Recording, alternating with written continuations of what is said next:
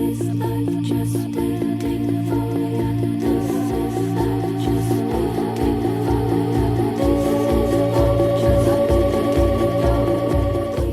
back to the Better by Next Week podcast, where this week we go back to being the human guinea pig. And this You do. I do. Yeah. This is part 2 of the human guinea pig. And for anyone that didn't listen to part 1, what me and Ollie are doing, we're kind of breaking down what I'm doing throughout the year. It is a pretty extreme challenge. Where we left off last time was Unbreakable, which was backing up 18 days after a backyard ultra to do a run that's similar to Barkley marathons, but we left off there, and what we wanted to do is come back now. I think we're like 3 or 4 weeks after that episode and see what we've learned in the time between then and now. And I've been doing the Hardcore Harry's challenge as well. So Yeah, just a quick one before we get into what we've learned from then and now. Check out that other episode because, Dad gives a little bit of a brief little teaser overview of what the other episode was. So check it out. It was a great episode. It really sets out what we're doing here. So we won't go into too much detail because most listeners will already know what we're doing. So this is Human Guinea Pig Part 2. Yeah. So the basis of these Human Guinea Pig episodes is about me doing extreme things and what we learn from those things. So I've started the year with the Hardcore Harry's challenge, where I've run an extra kilometre every single day. You know, I laugh every time. Yeah, I know. It's so hard to explain. There's got to be an easier way to explain this stupid challenge. So the day of the month correlate. Oh no, because it changes. You're having just as much trouble with that. So I ran 1 kilometre day 1, and then I've added a kilometre since. Yeah, there you go. So that's the challenge, and then you keep doing it until there's only one person standing. So that's part of the human guinea pig experiment that we're doing. We had, obviously Sydney's Backyard Ultra into Unbreakable. And now we're going to kind of talk a little bit more about the actual big events that we've got at the end of the year that are going to be, it's critical that I get everything right. So we're trying to learn everything in the first part of the year so that we nail the 10 days in between these other 2 events. Yeah, these first couple of events are just a tester for what's to come. But we've already learned a hell of a lot, and we promised that we'd bring everything back to the podcast and discuss what's working, what's not working, and some of the things that we've implemented to make sure that I can recover day after day. Because at the moment I'm running over a half marathon a day. So it's... Well, speaking of recovery, the big hitter, sleep. It's the big thing. And what has been helping you sleep is what I've found. The nose and mouth tapes. Yes. Absolutely crucial. I've been reading this book. It's Breath or Breathe? Breath. And I think they're spelt the same. Yeah, I think I don't know. I actually don't, no. I think one's added with an E.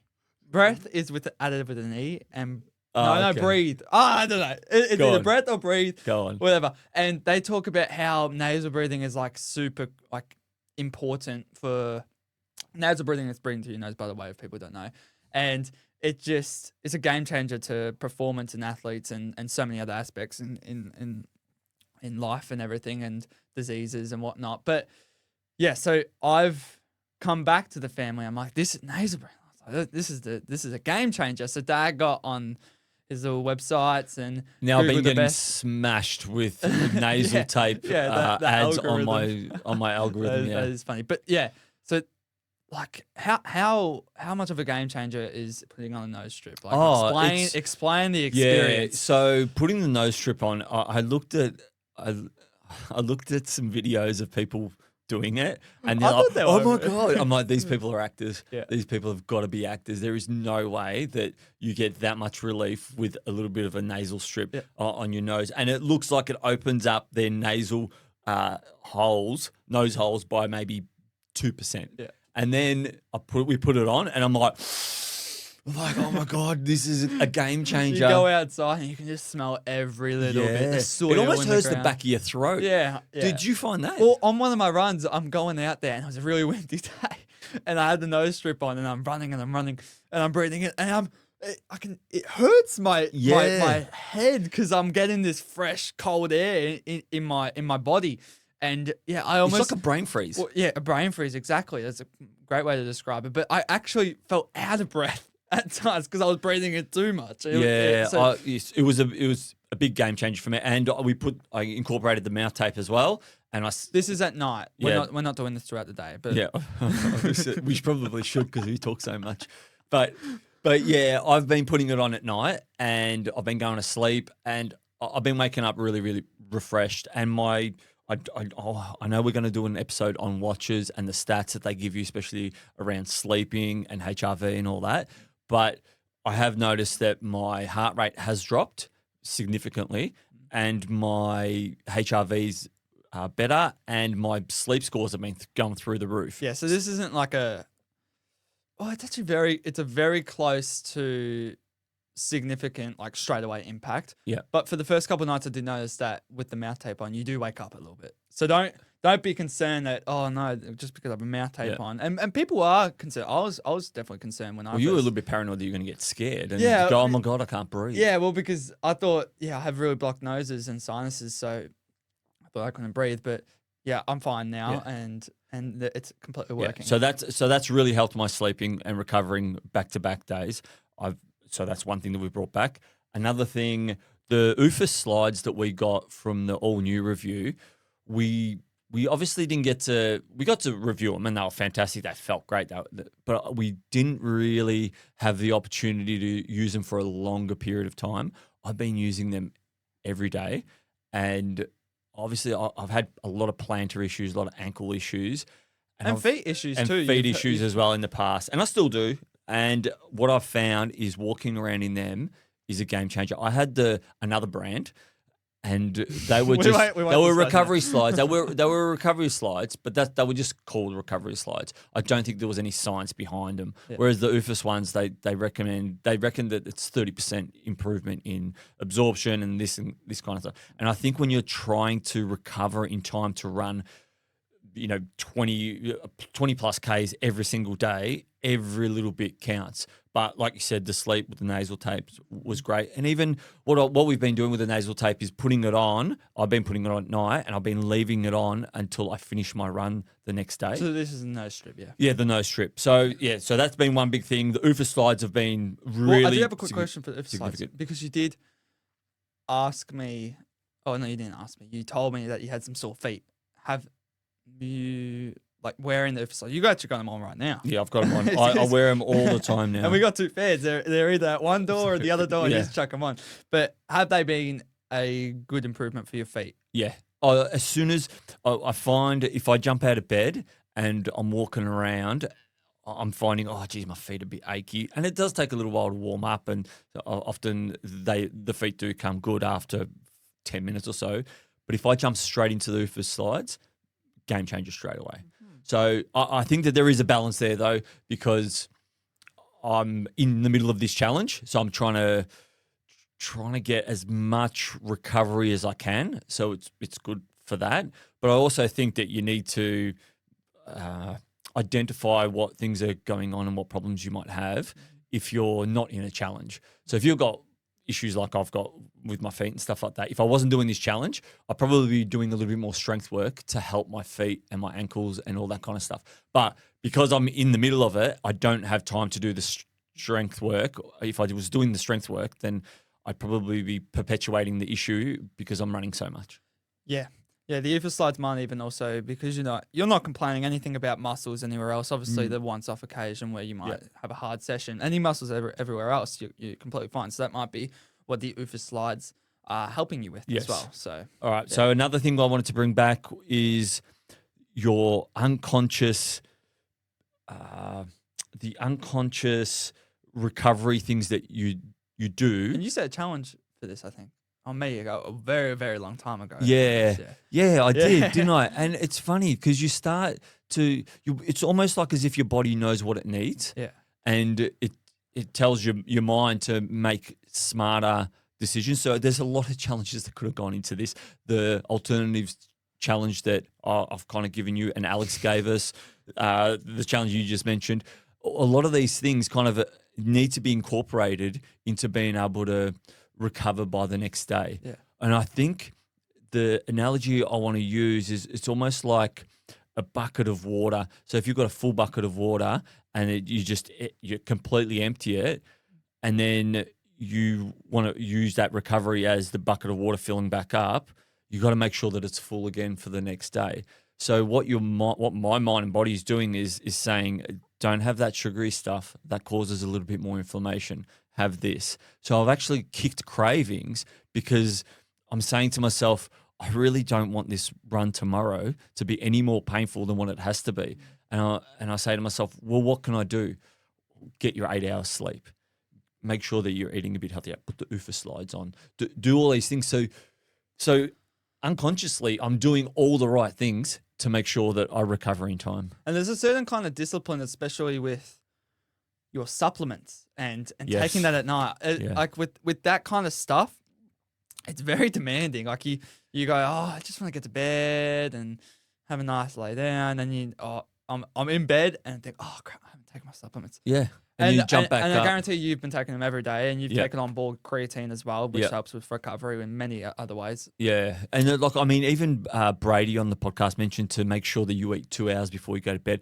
I've actually taken milk and cereal to work so that I don't have it when I get home, because I used to have milk and cereal when I got home from work, and it'd be like 5 minutes before I go to bed. Yeah. Now I make sure it's like 2 hours out. Just a bit of context, Dad gets home at like 1 in the morning because you work afternoon shift. And then if you were eating then, why is it bad?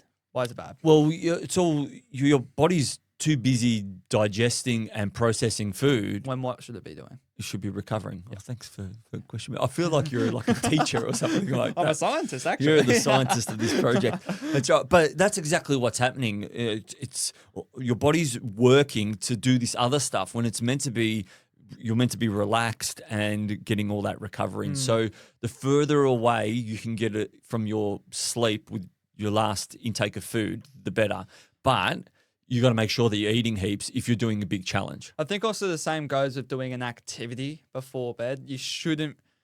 Ideally, you shouldn't be doing an activity like right before bed. And that's not good for recovery because you're obviously firing up systems when realistically you want to lower the systems. Do you think you can do shorter ones though? I don't know. I'm not too sure. I think it's just not good to do activities right before bed in general. I do them because some days I just can't fit it in. I have to do it later on in the day, and you have to sacrifice that sleep sometimes.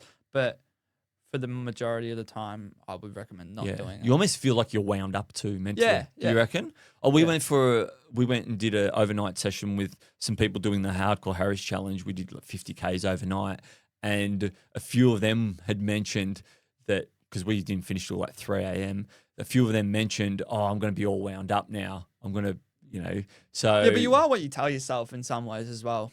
I think. That's a big one too. Yeah, isn't it? Yeah. Like I mentioned a couple of other times, if you tell yourself you're nervous, you're nervous. If you tell yourself you're excited, you're excited. So, 100%. Any other points? Yes, I've got a few points. I'm going to try and get through them quickly. But old shoes working well. So old shoes, old shoes. So I ran 50 Ks the other night in a pair of my old Hoka Speed Goats that I used 5 or 6 years ago that weren't really worn out, but I wanted a shoe that had been bedded really well. Yeah. I think the lesson for the listeners to take away from that is that if you're going into an event, don't be scared of using older shoes if they've still got obviously enough tread and stuff like that. They've been bedded really well.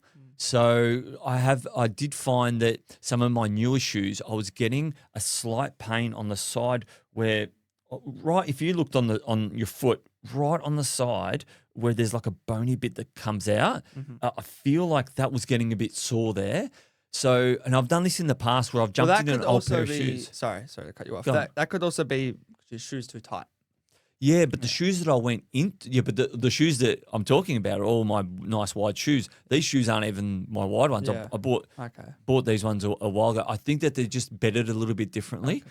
So don't be scared going to the garage and rustling up one of the 100 pairs of shoes that you've probably put away and not used again if you've got sore feet.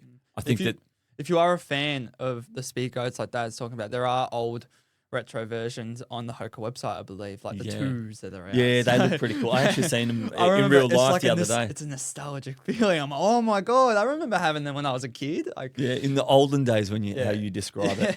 So old shoes. Now this one was a big one for me. Slow running tightens up the body for me. That's one thing I discovered. And fast running hurts my feet. So I need to find that balance. With this Hardcore Harry's challenge, you want to get your Ks over and done with quickly so that you can get maximize your recovery. But the impact that I've been getting from running faster has kind of perpetuated how my feet hurt. But then running slower, I felt magic the other night when we did the first 20, 25 Ks.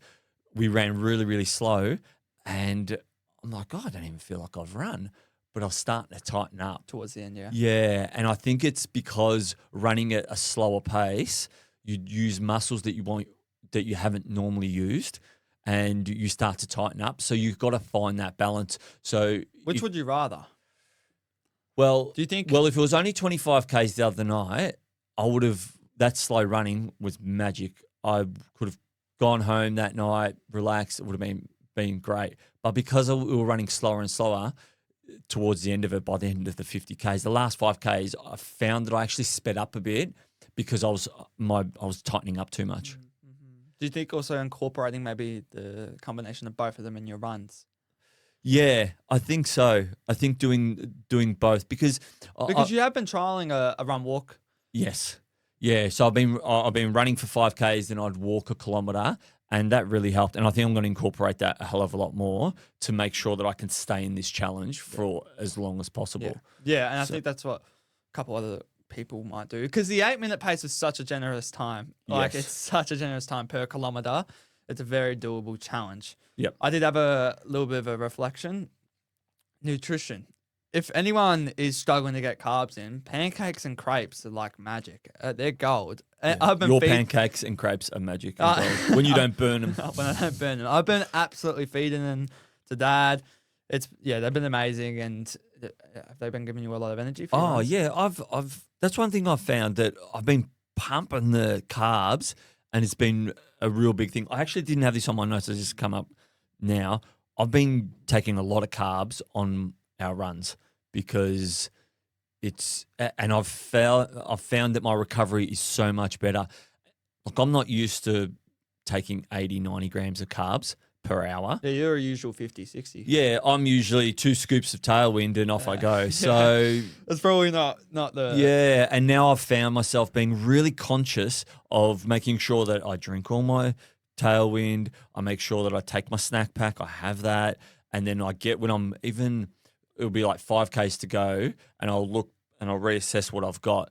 And even if I've got a full flask of water, I'll try and get that whole thing down because I know how important that rehydrating is going to be as well. Started to do a little bit of a pool floaty situation with the T8 shorts. When? You're not doing the pack too much anymore. Yeah. So I've been putting everything in the. But it's gonna.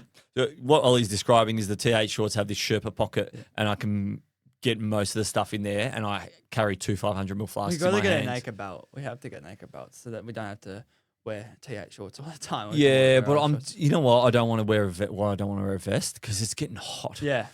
Like today is like and 43 degrees. How are you dealing with that? With the heat? Yeah.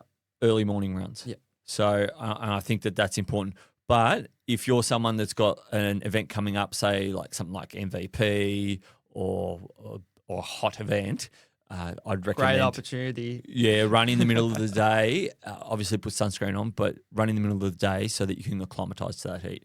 Cool. Right, last one. Okay, so I got one last one.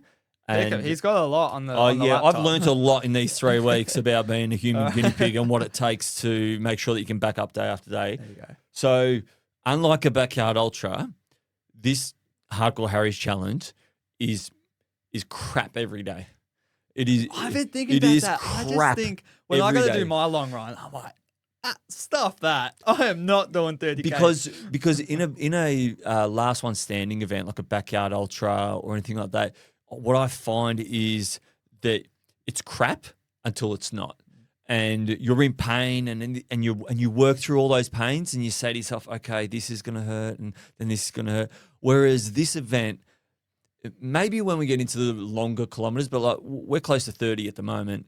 And once we get into the longer kilometers, hopefully then I can work through some of those pains. But at the moment, I'm stopping when I'm in pain. So I kind of finish and I'm like, oh man, this is tight. Oh, this is tight. I can't be, so I'm not having heaps of fun. I am listening to a lot of audio podcasts and stuff like that. I'm learning a lot. We've said to ourselves outside of the podcast stream, we need to stop listening to music on our runs and start listening to podcasts and audiobooks because we just need more knowledge. Yeah, more knowledge, and we can bring back stuff. We've listened to some great podcasts. Yeah, we've had some really good ones recently. Like emotional intelligence is such a cool trait to have, a great trait to have is what I've noticed. It's very 100%. hard to manage your emotions, which is what we talked about on the primed episode. Yeah.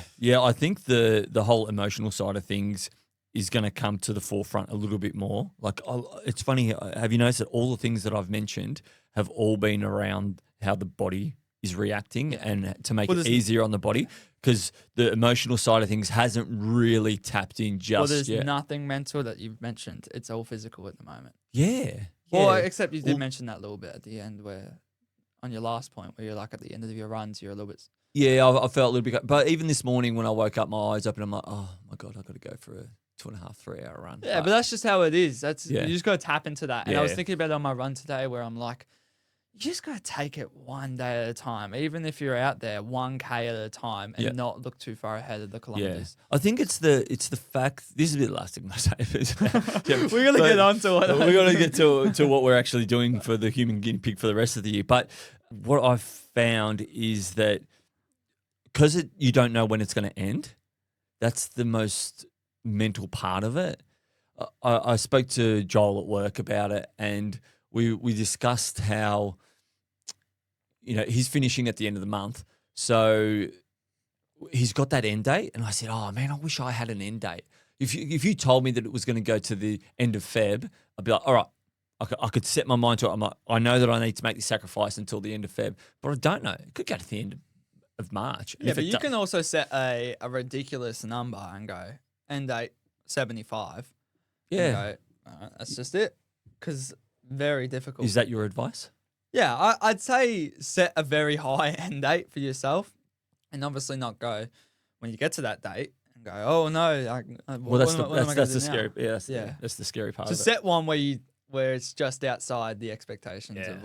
Yeah. All right, cool. Get to. All right, so let's get back to what we're going to do for the rest of the year. Yeah, hopefully you guys took a little bit away from that. That's a lot of things I learnt there throughout the last 3 or 4 weeks since the last episode. So yeah, hopefully you can take away some of those things and incorporate them into your own runs. It doesn't. You don't necessarily have to be doing 30Ks a day. You can incorporate a lot of that stuff even if you're doing 5Ks here and there or a 10K. Yeah, so hopefully that helped. Yeah. Next race. All right. So next thing that we're doing, So we're doing the Hardcore Harries at the moment. We're going to lead straight into Sydney's, and then off the back of Sydney's Backyard Ultra, we're going to do the Unbreakable mountain run. 18 days later, and that's at rough estimates. That's 200 Ks, 10,000 meters of vert, and trying to navigate at the same time. So at the end of that, we're going to take everything that we've learned and try and refine it, and that's going to lead into the World Backyard Ultra Satellite Champs, which is something that you've participated in for a while now. Yeah, so I've managed to be lucky enough to be on the Australian team twice and represent Australia in this World Satellite Champs. And for anyone that's not sure what that is, it's a backyard ultra that has 15 of the best runners from each country competing against each other all at the same time, all around the world, but on home soil. So in Australia, we started, when it was in Victoria, it was at 11 p.m. at night on a Saturday. When it was in Perth, it was at 8 p.m., but the Americans got to start at 7 a.m. But their course is a little bit trickier than ours because it's a little bit hillier, but everyone has their disadvantages. Some countries obviously have more light. Some countries have bears on course. Some countries got bears on course. One country actually had to run around a parking lot because there was fires nearby 1 year, I think. So the way this works is that every time one individual completes the lap, that's 1 yard added to their total score. So if 15 people finish the first lap, that's 15 total yards on their total score. Yeah. And obviously at the end it's like 700 plus for the top countries. Well, the Belgians last time got over 1,000. Yeah, that's crazy. That was incredible. But yeah, so 1,000 that's how the satellite champs works, and that's what Dad's going to be competing in. And it's in your heart, isn't it? It's representing Australia and something that you're really good at, isn't it? Yeah, I really enjoyed. I actually had this conversation with someone over the weekend where I said that often when you run for yourself, it's a lot easier to quit when you're kind of running for yourself, because you say to yourself, oh, I've had enough or whatever. But obviously you will stack on other things to keep you going. For me, it's, setting an example for you guys, or people making sacrifices so that I can run for days on end. And these people are going, you guys are staying up all night, you're tired, you're cramped in a car trying to get a nap whilst I'm between aid stations or whatever it may be. So you kind of do it, you build yourself up like that, but then add the I don't want to say complexity, add the pressure, I have a really good example of this. What's that going?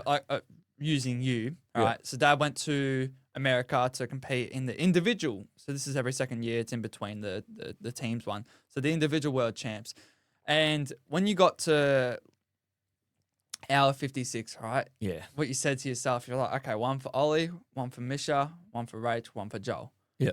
Right? So you're doing it for yourself and you're a small circle in a way. Yeah. But when you got to that same point at Sat Champs, you were cooked. Like you looked the exact same as what you did at the individual world championships, but continued on for an extra 30 odd hours. Yeah.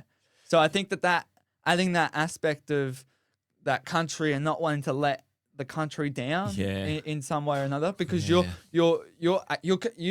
contribute. You every lap you're contributing.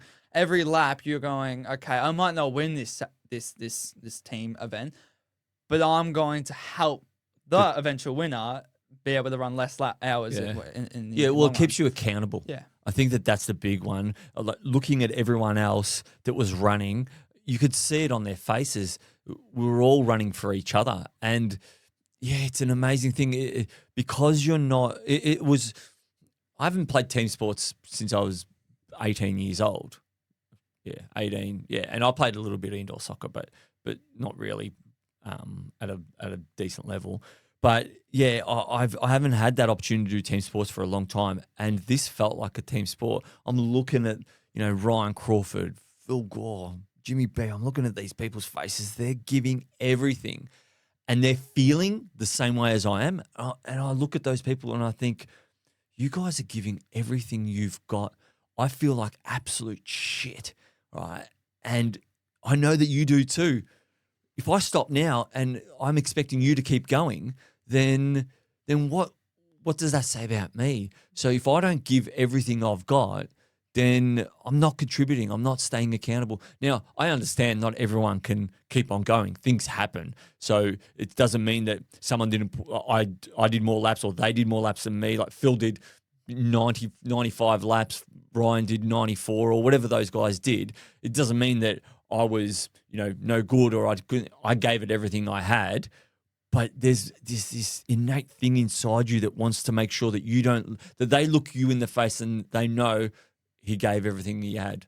And then that's what you leave out there. So I think that satellite champs environment is amazing. So that is what we're preparing for. And it'll be, I think it's about 6 months that we'll be able to prepare for that event. Yeah, so then obviously 5-6 months. Yeah, 5-6 months. Obviously we can't implement strength training and different types of training methods in your training block now because you're doing this challenge, which is quite a good challenge just to lead into a backyard ultra. But creates a good base. Yeah, creates a really good base for the future of this year. And in this training block, we're going to try out a lot of things, like work on Dad's speed. I think a lot of people neglect speed when it comes to backyard ultras because they think it's a slow, and in hindsight it is, but you can use speed to your advantage. Phil Gore is such a fast runner and use it to his advantage, and no wonder why he's the greatest. Yeah, but he also it's the way he frames things as well in his head, I think, because he says to himself, like he even said it to us and even on the podcast, he said 5 minute 30, 6 minute pace.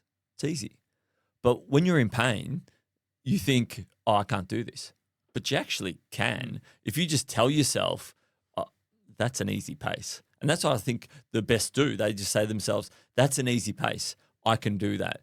I'm going to be in pain if I'm running 6-minute Ks, or I'm going to be in pain running 7-minute Ks. I just need to understand that it's not going to get worse by running a minute slower. And that minute is what makes the biggest difference when you're trying to get sleep or recover or anything like that from your laps. If you want to up your backyard ultra game, understanding that you're going to be in hurt no matter what, whether or not you're running a faster pace, a slower pace, understanding that that is going to be hurt no matter what when you're in those hours is going to completely up your game, because it's like, okay, I may as well run faster because I'm going to get back, I'm going to get more sleep than what you are going to run slower. Yeah. So it's all, and I've tested this out in a lot of backyard ultras that I've done, where I've gone one lap, super slow. Okay, I'm really sore. Fast lap, oh, I'm really sore too. So it's the exact same. It's completely the same. Like it's good that you've got that ability to think like that during that event. Yeah, and I think that's important because only in that event can you prove to yourself that you can do that. Because saying it like I just said it, it's like, oh yeah, well of course that makes complete sense. But being out there, if you're spinning it in your head and saying, oh, I can't run that fast, I can't because I'm in pain, try. Like, I remember once, I think it was at the first satellite champs that I did, I was feeling like this is a good thing for everyone to try. When you're struggling in an event and you think that, because I think you start to struggle, and when you hurt, you start to project forward and try and do a little bit of self-preservation by saying to yourself, oh, I'm in this half marathon, I better slow down or else I'm not going to make it to the finish line. As soon as you start doing that, you start doing loser maths and it gets worse and worse. But I remember in this one particular event, I had, your sister gave me this little rock, and the rock was like about, if you held the rock, it was all about having like internal strength and power and all that kind of stuff. And so I was struggling, and I was like a little bit all over the place, and I'm shuffling away at 7-minute Ks, and then I kind of grab the rock, and I'm like, all right, come on, you got some strength, you can do this. And I said to myself, run the next 2 Ks. No matter what, just run. Don't worry about just run them hard. And then, so I took off. I started running them at like, I think it was like 5-minute pace. I ran the 2 Ks at 5-minute pace. And then I kind of looked back, and I'm like, oh my God, who was that? That was me back there, quitting, feeling sorry for myself. I couldn't be bothered doing this. I'm so slow. And that snapped me out of it. I was good for another 10 hours after that, because I just proved to myself that I was only throwing myself a pity party back there. So for anyone, and this can be incorporated into any distance, 5K, 10K, anything, as soon as you start struggling, push in the other direction and just see what happens. And you might find something out about yourself, and you might say, oh, hang on, I'm just creating this thing in my head that actually doesn't exist. It's a very difficult task though in the moment, but another difficult task is your goal for this race. Yes. So Dad is wanting to get the 100 hours. Yes, 100 hours. It's a great club to join. Right, in your words, it's a non-negotiable. Join the 100-hour club. And if I haven't already joined the 100-hour club at Sydney's coming up, I'm going to say I'm going to join the 100 club this year. So we're going to do obviously got to do it. We've done our goals after Brady's episode. Yeah, well, the thing is as well is that Brady was talking about, and that it's so funny because that the words just can't come out of my mouth. I'll try. No. So Brady was talking about how you just say what you're going to do, not I'm going to try. Just say you're going to do it. Yeah. And Dad will be talking, and anytime Dad says something, it'll always be I'll try. And it's this unconscious thing that you've built up over time where you're probably like, oh, I'll just try. But that try is a small thing in the back of your head going, what if I fail at this? And you're not confident enough to put it out there where it's like, no, I'm going to run 100 hours. I'm going to do this thing. Yeah. So changing that framework of how you think about things, I'm going to do it. I'm no matter what, this is going to happen. Do you think I try to like have an out? Yeah, that's all that you're doing. Like a self-preservation Yeah, thing. that unconscious thing that you're not going to. Yeah, do it. yeah. Well, so the terminology is going to change this year, obviously, with your help. Every time you hear me say I'm going to try, You got It's a to. no-go. It's a no go. So what do I have to say instead? I'm going to. I'm going to. Okay, I'm going to run 100 hours. Okay, so that's Sat Champs, and that's in October, mid-October. And I'm lucky enough to then I'm going to be spending 10 days implementing all the recovery tactics that we've worked out. This is the pinnacle of it all. This is the pinnacle of the whole human guinea pig experiment, and that is going from Sat Champs, running 100 hours, to then running 100 hours at King of the Hill. So it's a big call. I love how you didn't say I'm going to try. But I'm gonna run. This will happen. This will happen. We will take it to Piotr. I will. Hopefully, we can. No, take it not to, hopefully. We will. I can't believe you said that. We will. Yes, I will run 100 back-to-back 100s. And it doesn't matter if you. I can see it in your face. If you're listening, have a look at Dad's face just then. The words just don't roll off my tongue very well. If it doesn't happen, it doesn't happen. People can flame you. Who gives a crap? It's just us trying to be confident, and you just trying to look at something within yourself. Well, the whole plan for the whole year is to make that happen. Yeah. So if we work out and we get our little magic bag of beans and we plant them and they happen to grow in the direction of 100 times 100. Well, not happen to grow, they will grow. When they will, yeah.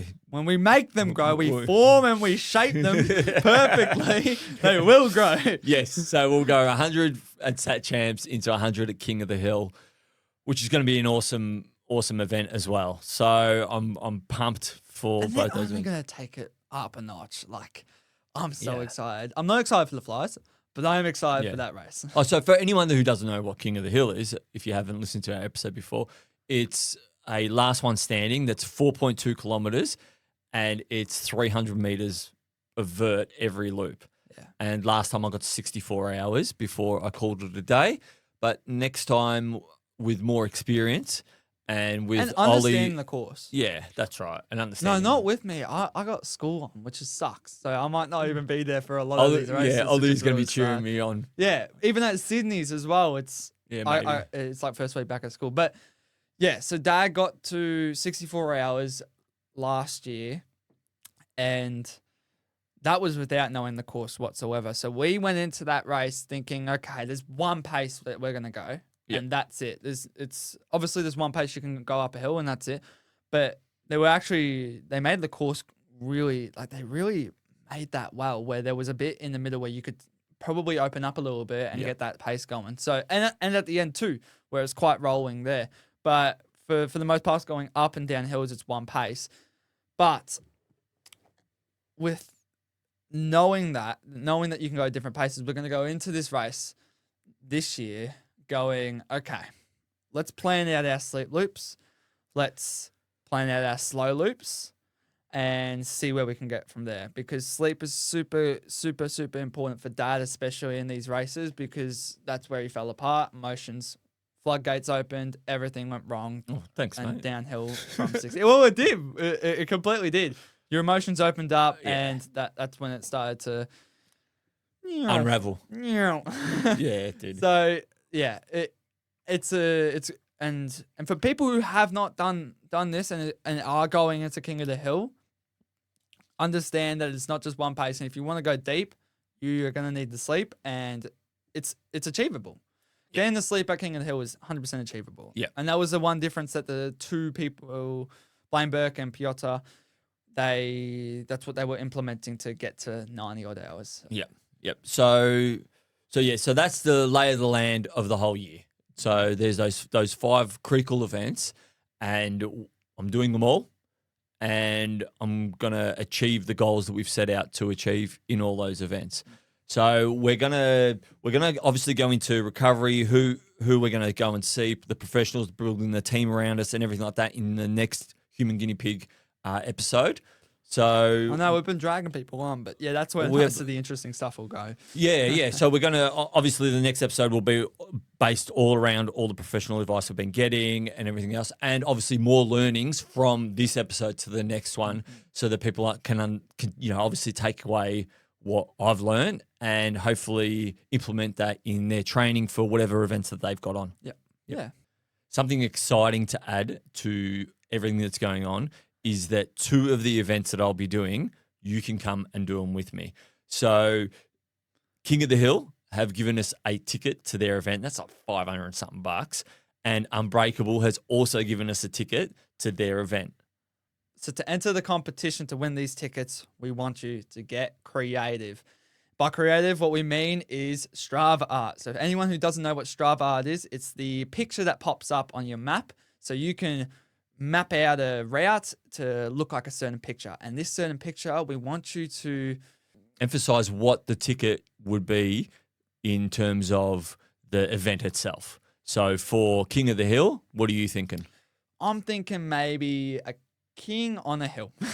It's going to be pretty tricky. You can go Well, we got to get creative here. Yeah, I reckon. Well, I reckon I'd only be able to do a triangle to represent a hill. But you're gonna have to get more creative than that. Yeah, You will not win this competition. I'm sorry. Yeah, I definitely won't win the competition. But yeah, anything like a crown or anything like that. Yeah. But with the Unbreakable compass, anything that compass, yeah, Jesus. Anything that resembles Unbreakable. So there could be a chain that's unbreakable.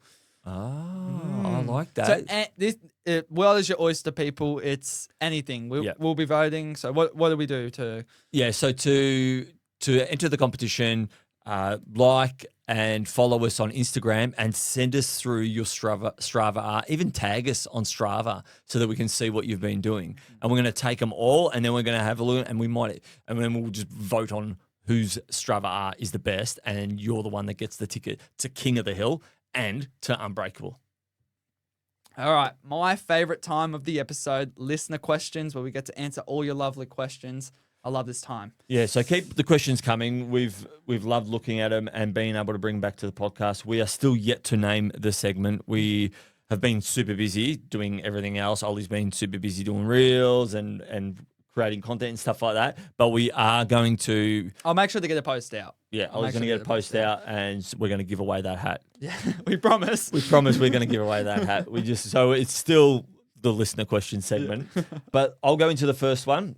So thoughts on a satellite style champs for Backyard Ultra, like a state of origin kind of thing.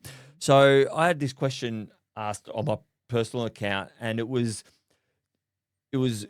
having a similar style to how we do World Champs with Backyard Ultra, where you've got 15 people, the best people in Australia, competing against every other country. Well, this person asked what our thoughts were if it was each state's best 15 competed against each other. So what do you think about that? That's an interesting question. Do you reckon? And even making it a silver ticket. Pump us. Yeah, I think WA's got a lot of good runners.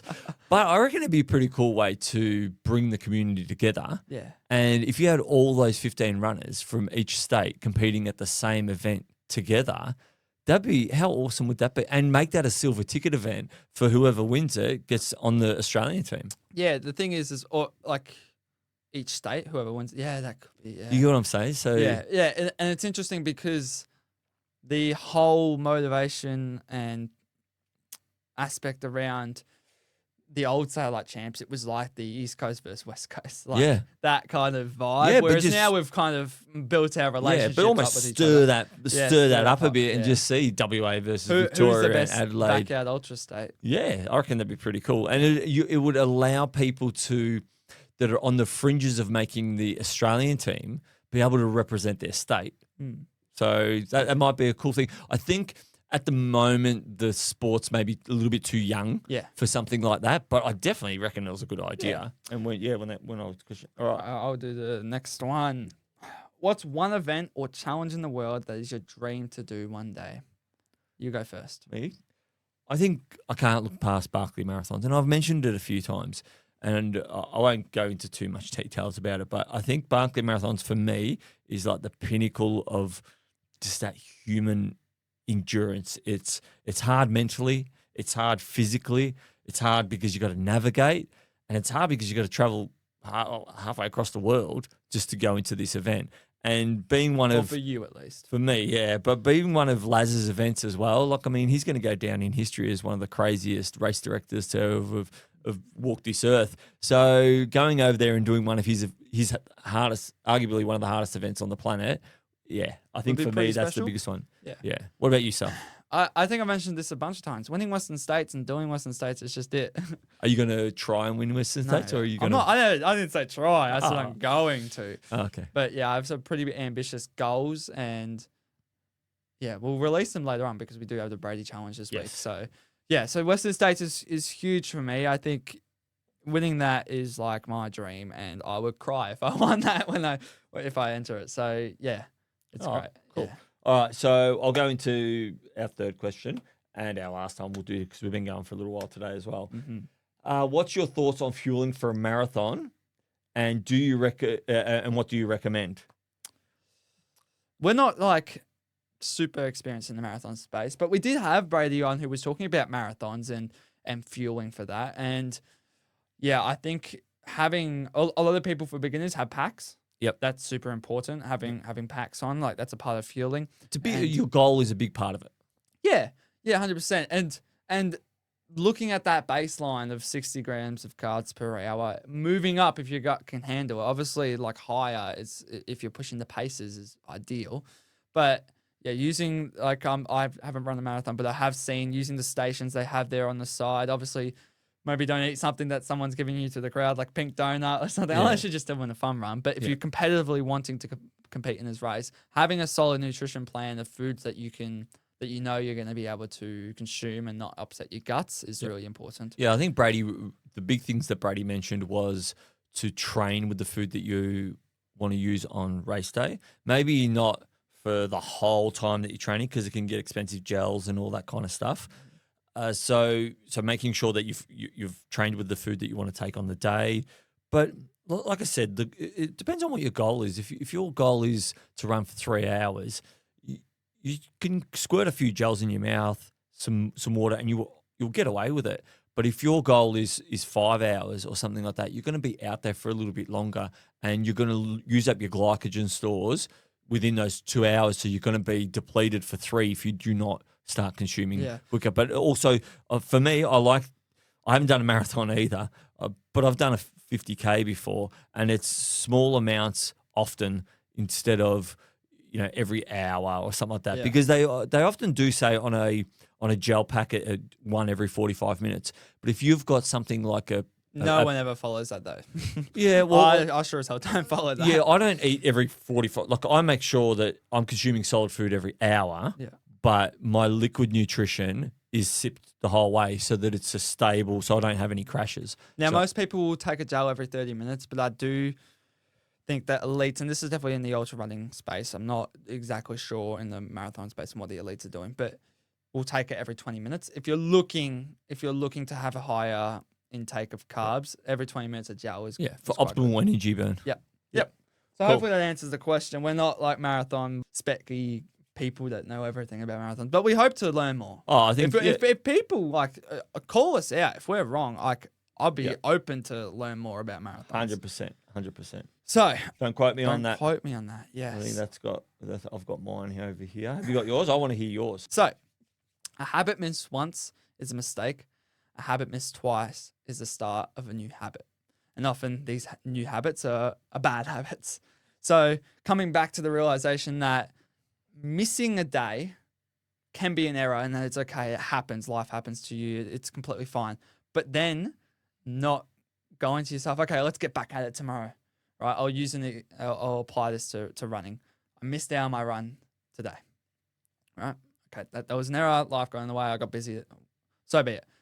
But then if I don't double down next day, I'm not saying run double kilometers, but if I don't hit my session next day, that's the start of a new habit. And a bad habit, it's like, okay, is this thing going to keep continuing? So you got to keep yourself accountable with these things. So yeah, just make, I would never, ever miss 2 days in a row. Wouldn't you? No.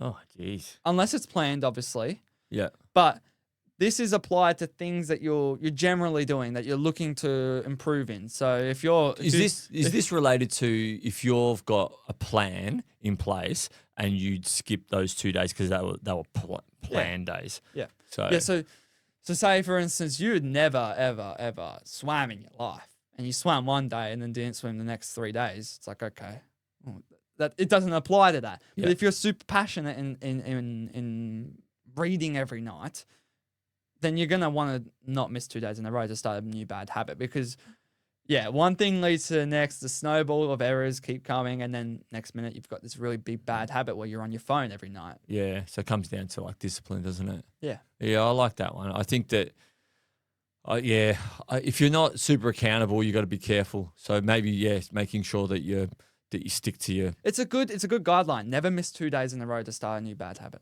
Yeah, I like that. That's a good one. All right, I'm going to read mine off my phone. That's completely fine. If that's okay with you. Yeah. All right, I'm not as my memory's not as good as yours. I'm getting a little bit. No, I've trained myself a little bit at school because I memorize a lot of stuff. That's good. All right, so this was mine. All right, there's so much power in believing that everything will work out, even when you don't know how or when. You just believe that it will. So what I'm trying to emphasize with that is that the belief is such a powerful thing when it comes to anything that you attempt to do. If you wholeheartedly believe that it will work out, that you believe that you'll win Western States, if you believe that you'll run 100 hours, then you're putting it out there, and it will happen because you believe that it will happen, and things will fall in line. Everything will just come rushing with you because you're going on that path to that thing. There'll be windy roads, there'll be obstacles and things like that. But if you don't have that belief, then you won't set out on that journey. It's like I'm going to win, not I'll try to win. Yes. Well, I'm trying to channel that because you're right. You know what I confuse? I confuse confidence with arrogance. Yeah. Sometimes that's very for me. That's a big one. I never want to come across as arrogant, and I want to be confident when I'm doing something, but I just don't want it to come across as, look how good he thinks he is. Yeah, that's the thing. Like I'll be doing videos with Dad, and we'll obviously Instagram and social media. You got to work with algorithms and hooks and everything, and you got to be confident and a little bit of arrogant and in a way to be able to produce that hook. You got to come across a certain way, and you don't want to come across that way. It's important to know that that's not your actual character. You're just but also not performing online as well. No one's going to believe you if you turn around and go, so I reckon that if you take this and this and this, it will make your recovery a lot better. Like if you speak like that, what would you do instead? Well, you do it with a little bit more confidence. Go, example, show us. Well, if you take this, this, and this, then you'll get this. All right? You'll be 100 times better than what you were yesterday. I mean, you've got to be confident. And I think that it's almost like that. A lot of things feed into that, though. Imposter syndrome feeds into that. The thought in the back of my head often goes to, who do you think you are, like, giving this advice? Who do you... And it's like, I don't ever want to come across as like I'm giving this advice. This is what I've experienced, and maybe you've experienced that too, or you've felt like that. But that needs to change a little bit. What a big thing from this podcast is when I first started out talking to everyone is that I was really scared with what I was sharing because I didn't want other people to take that on board and have a really bad run. Or have a really bad experience where you almost have to accept it because everybody's different in the world. Yeah. And it just is what it is. Like we might be talking about a certain thing. Other people might be talking about. Do you reckon if you check your intention though? So it's like before you say it, obviously you can't check yourself every time, but if you check and go, what is my intent for giving this information? Is it to help people out? And if you say to yourself, I really want to help people out because this helped me, and then you give that advice, and it does work out for someone or it doesn't work out for someone, you can always fall back on, my intention wasn't to hurt anyone. Like, you can recommend baby food to someone as a snack for a backyard ultra because it really works well for you. And then, someone tries it and then comes back to you and go, oh, I tried baby food and it really didn't agree with me. Actually, it ruined my race. How's that going to make you feel? All you can say is, well, that's, I'm sorry that's happened, but it worked for me, and I was hoping that it would work for others because I've heard that it has. So I think you can't. Well, intentions overthink is funny. it. Intention's a funny thing because, you might want to come across a certain way, but some people might look at it a different way. I guarantee you, everyone, at least one person doesn't like you. Yeah. Like, at least one person has to not like you. And it's funny how you are a different character in so many other people's minds. Like it's an interesting thing, intention, and because I might act a certain way and people might be inspired by that, but other people might go, oh, look at him, he's a show off. And yeah, you're right. And I think, but you know what, like looking at that whole situation, I think what you can take from it is that by just being your authentic self, and that's who you are. You don't behave in a different way to what you would normally would, and people have to take you as you are. And even like in arguments as well, as Dad and I we like to frame it as, if you're getting upset and animated when someone's accusing you, maybe there's something that's true in that. Whereas when you're calm, composed, and you go, actually, I don't need this person's anger. Yeah. What they're saying to me is not true. I actually don't care. Yeah. You don't take it on board. Yeah, because you know who you are, truly. Yeah. And we've taken that on board. Like that podcast that you sent me was all like on the Diary of a CEO. That they spoke about that a lot. Yeah. And that's really changed my view on a lot of things. Like just not getting animated and stuff like that, which has been good. Yeah, and it's been great living with you right now. I'm only joking. Great. Thanks. It's always great living with that. But they even talked about on that podcast how just being calm makes the other person more furious because they feel like they need validation for their anger and why they're angry. It's like, if I'm yelling at you, you have to yell at me back, and it's not how it works. Yeah, but I mean, the more you do it, and you find it, it's like you create the reality that you want for yourself. If you walk into a space and you're calm and collected and you're helping and all these other things, and you're happy to do all those things, you'll find that the people and the energy shifts in that direction as well. Yeah, but yeah. We just went on a bit of a tangent there. Yeah, but I guess we'll bring this on across the finish. Yeah, let's do our Better by Next Week challenges, hey? Yeah. So I'll go first? Yeah, sure. Yeah. All right. So my Better by Next Week challenge is all about trusting the body. I want you to trust your body. I want you to go out on your runs, on your hard runs, not so much on your easy runs, on your hard runs, and trust your body.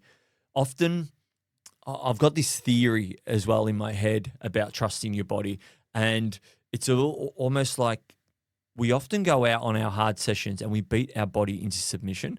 We say, no, you got to do this, and you're pushing, and you're like, no, and it's sending you signals saying, oh, this hurts, or I'm not feeling great, and you're like, nope, we keep pushing towards it. If we're not suffering, we're not, growing and all that kind of stuff. I want you to go into it and go and trust that your body knows what it's doing. So when it starts sending those signals, right, your mind and yourself, you got to look at it and go, all right, what's it telling me? Okay, I need to adjust. Okay, I can maybe adjust my speed and maybe go faster. Maybe this pace is too slow. That's why I'm getting a little bit too sore. So I'll go faster, or maybe I'll go even slower. Just trust your body and listen to it instead of forcing it to do what you want it to do. Because the decision that you make it when you go out for your, say, interval sessions or your hard sessions. So this is a perfect example. When you go out, you mentally made a decision that you're going to go and do 3-minute 30 intervals. Yeah. So when you go out there, have that intention and go, all right, I want to do this pace, but listen to your body. Just go, hang on, I actually feel pretty good. Maybe I can go a bit faster, or maybe I can go slower. So instead of the decision being that your mind made for that session, listen to your body during that session and push harder if you can, or back off if you can't, and just see how that makes you feel, like in a holistic way after the session. That's an interesting challenge because it'll take up a lot of energy, like really trying to listen to your body. Like, yeah, I definitely have the framework of I got to work hard, otherwise I'm not improving. Because I know, and like we had that conversation this morning, and it was all both things that you spoke about were both mental. It was like You said to yourself that I want to do this session at this pace. And then when you finished, you said to yourself, oh, I failed because I didn't achieve my session. Where was like the body's input and your response to how that felt? So this is for you and for our listeners to teach you to listen, to be in tune with your body and how it's feeling, and understanding that not every day is going to be a banger, right? You're going to have worse days. You're going to have days where you could have pushed harder, and that's when you should have, because you've got to listen to your body. But then there's days that you've got to go, hang on, I've got to back off a bit. Stay accountable, but listen to your body. That's what I want you to do this week. Yeah. Yeah, that staying accountable part, I love that, because yeah, that's the caveat for the whole thing. Yeah. You got to still stay accountable because Oh, this is a little bit hard. I'm going to back off. So there's definitely, I don't want you to do that, but I want you to stay accountable, but also listen to your body. That's what I was thinking was going to be the hard bit. So yeah, staying accountable to it. Yeah, don't think too much about it. Don't go, it needs to, I want this session to be like this and it needs to be like this, because you just don't know. You might wake up on the wrong side of the bed and you can't nail it. So yeah, well, I've spoken about my not challenge, but this whole framework of ideas a little bit recently, and it's about the nervousness and excitement, right? So my Better by Next Week challenge for you this week is, anytime you get nervous, reframe that as you're getting excited, right? Because they're both the exact same things. Physiologically, your heart rate's pumping higher and higher, elevating for both feelings. But why not just make that nervousness feeling more like excitement? Yeah. Like, why not make it a better feeling? Yeah. Because you trick yourself. Like, your brain doesn't know the difference between excitement and nervousness. It just knows that, okay, this is my heart rate's elevating and whatnot. So why would you not choose to have the better feeling over the worst feeling? Yeah. So do you reckon that's a mental reframing? It'll trick your brain. And I don't want people just to do this for the week. I want you to do it for as long as forever. Yeah. Really, because you will start to trick your brain in those very high-end, super, let's say, anxious situations. You will trick it and go, no, this is actually quite exciting. I'm pumped for this. Yeah, I like this challenge because that'll mean that every morning when I wake up and I'm nervous about how my run's going to go, I'm going to be, I'm excited. I'm excited for this run. Because you're right, training your body to, when those outputs are getting sent, then you just reframe it. So I'm meant to be excited. And I reckon you're right. Doing it for more than a week can create that new neural pathway in your brain to associate those feelings and those reactions from your body to kind of shifting them and making yourself more excited for anything that you're nervous about, I suppose. Yeah, it's a great episode. So we just really realistically laid out the second half of the human guinea pig, and this will go into a trilogy. Like, it will go very. I think it might be like a Star Wars thing. It might be like 5 or 6 of these things. But so make sure that you get your Strava art. Start working on your Strava art. And we're going to leave the competition open for a couple of months. We'll mention it on a few podcasts. We'll even show a few of these epic Strava art on our page. Creations on our pages and stuff like that. So send them through if you can. And obviously the winner will get a ticket to King of the Hill. There'll be one person for King of the Hill, and there'll be one for Unbreakable, depending on which theme you're going for. So all the best with your runs this week. We look forward to your Strava art. Like, follow, give us a 5-star on Spotify. It all helps. It allows us to get more tickets, more prizes from everyone out there. And have a great run this week, and we'll see you next week. All right, let's get better by next week. Yeah.